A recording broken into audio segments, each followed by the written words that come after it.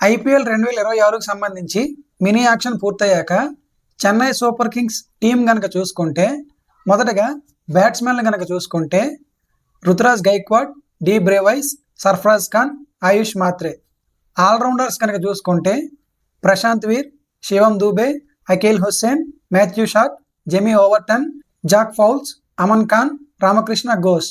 Wicket keepers కనుక చూసుకుంటే Mahendra Singh Dhoni, Sanju Samson, Urvil Patel, Kartik Sharma. Bowlers కనుక చూసుకుంటే Noor Ahmad, Anshul Kamboj, Rahul Chahar, Khaleel Ahmed, Gurjapneet Singh, Nathan Ellis, Matt Henry, Mukesh Choudhary, Shreyas Gopal. Chennai super kings IPL mini యాక్షన్కి ముందు 50 మంది ప్లేయర్స్ని అయితే ట్రయల్స్కి పిలవడం జరిగింది.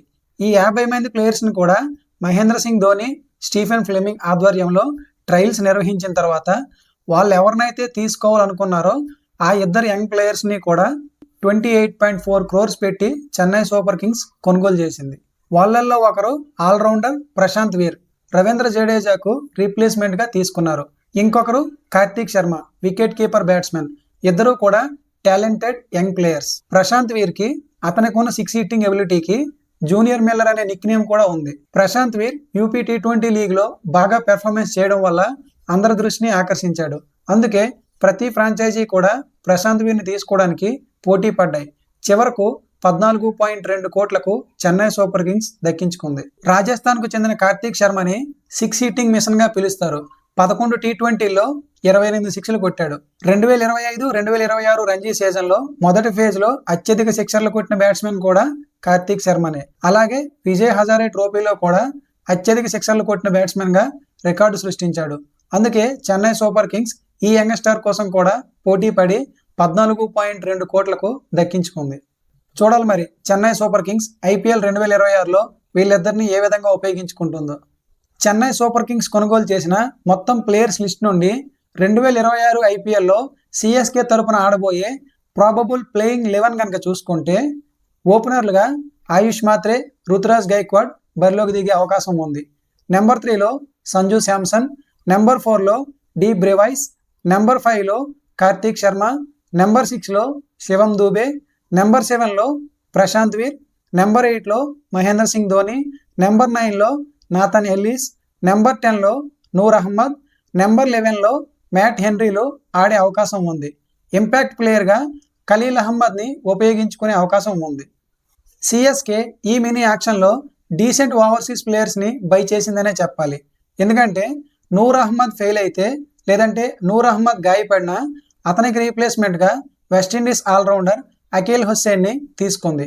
పవర్ ప్లే బౌలింగ్ని బలోపేతం చేసుకోవడానికి న్యూజిలాండ్ ఫాస్ట్ బౌలర్ మ్యాట్ హెన్రీని కూడా తీసుకుంది. అదేవిధంగా ఆస్ట్రేలియన్ ఆల్రౌండర్ మాథ్యూ షాట్ను కూడా కొనుగోలు చేసింది. మాథ్యూ షాట్ అగ్రెసివ్గా బ్యాటింగ్ చేయగలడు, ఓపెనింగ్లో ఆడగలడు, లేదంటే మిడిల్ ఆర్డర్లో కూడా ఆడగలడు.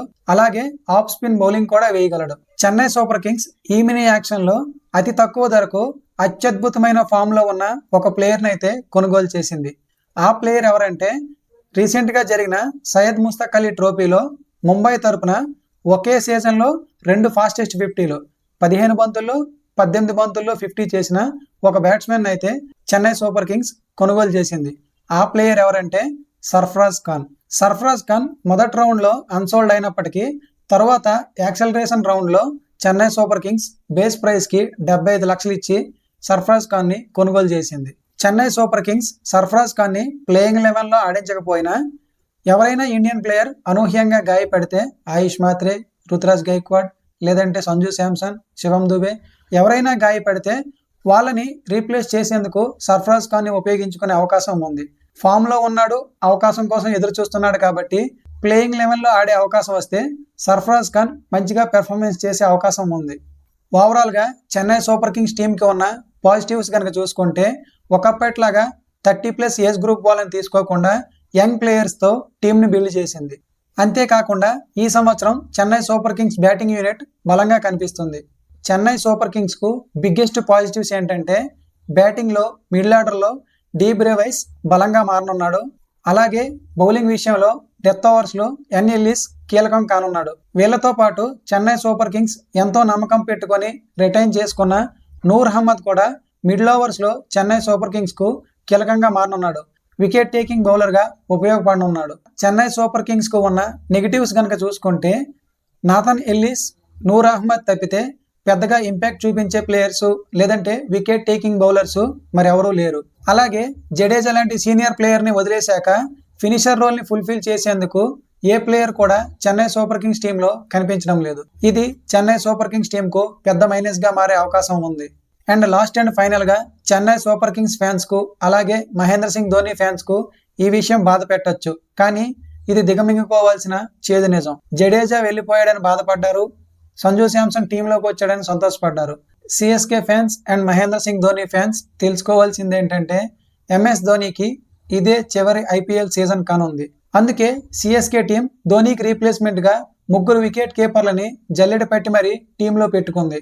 30 సంవత్సరాలు పైబడిన సంజు శాంసన్ని, 20 సంవత్సరాలు పైబడిన ఉర్విల్ పటేల్ని, అలాగే 20 సంవత్సరాల లోపు ఉన్న టీనేజ్ వికెట్ కీపర్ కార్తీక్ శర్మను కూడా టీంలో పెట్టుకొని ధోనికి బ్యాకప్గా, ధోనికి రీప్లేస్మెంట్గా రెడీగా ఉంచుకుంది. సో మహేంద్ర సింగ్ ధోనికి 2026 ఐపీఎల్ సీజనే చివరి ఐపీఎల్ సీజన్ కానుంది. చూశారుగా ఐపీఎల్ 2026లో చెన్నై సూపర్ కింగ్స్ టీం అలాగే Chennai super kings probable playing 11, Chennai super కింగ్స్కు ఉన్న పాజిటివ్స్, నెగిటివ్స్. ఈ వీడియో కనుక మీకు నచ్చినట్లయితే లైక్ చేసి, షేర్ చేసి నా ఛానల్ను సబ్స్క్రైబ్ చేయండి. Please subscribe to my channel Sai Kumar Chemalla. Thank you for watching.